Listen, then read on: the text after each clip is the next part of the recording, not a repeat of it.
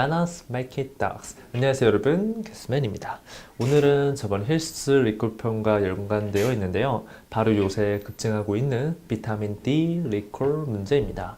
이 비타민 D 리콜은 2018년 11월 미국에서 내추럴 라이프와 뉴트리카 브랜드에서 시작되었고 그 후 ANF, 힐스 등 우리에게 익숙한 많은 브랜드들이 또 리콜이 시작됐어요.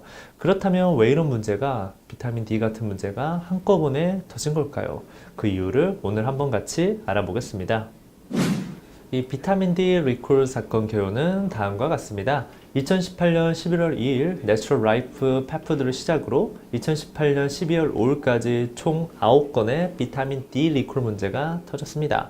그리고 8주 동안 조금 잠잠하다가 2019년 1월 31일 힐스의 비타민 D 리콜 문제가 이렇게 또 생겼죠. 불과 2에서 3달 만에 총 10건의 비타민 D 관련 리콜 문제가 생긴 거예요. 참고로 비타민 D를 일정 기간 과다하게 섭취하면 구토, 식욕 부진, 갈증 증상, 체중 감소, 심하면 사망에 이르기도 합니다. 자, 그럼 여러분, 원인이 도대체 무엇일까요? 이제부터 함께 원인 추적을 해보겠습니다. 제가 보여드리는 자료는 주관적인 저 개스맨의 생각과 True About 펫푸드의 내용을 참고했음을 미리 알려드립니다.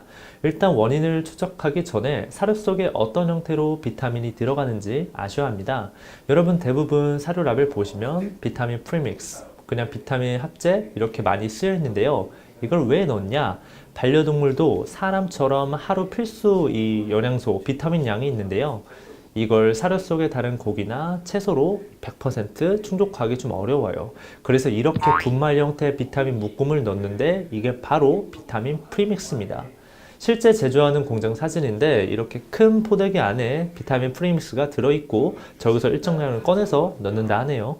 자, 여러분 이제 어떻게 비타민이 사료 속에 들어가는지 아셨죠? 그렇다면 여기서 어떤 문제가 생긴 걸까요?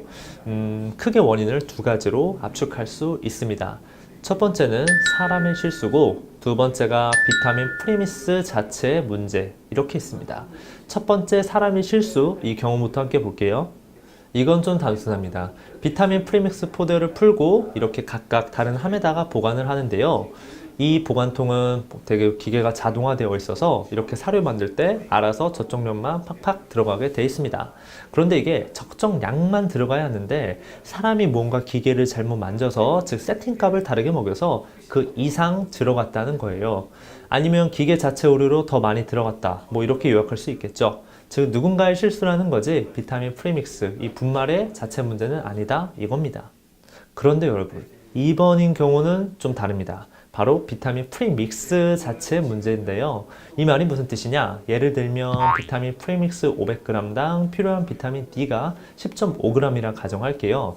그래서 비타민 D 10.5g을 넣어야 되는데 이게 뭔가 실수로 10.5g이 아니라 배합이 105g, 거의 10배 가까이 들어갔다는 거예요.